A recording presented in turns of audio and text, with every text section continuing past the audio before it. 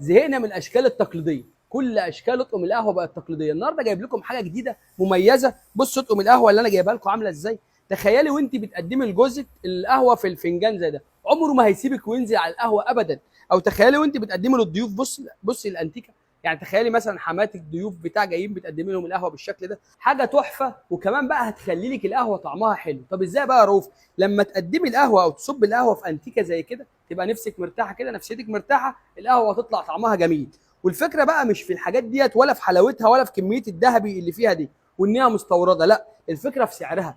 ان احنا بنقدمها لك بسعر، يعني السعر ده مش هتشوفيه في حته ثانيه بفضل الله. الطقم من ده ب 1100 جنيه.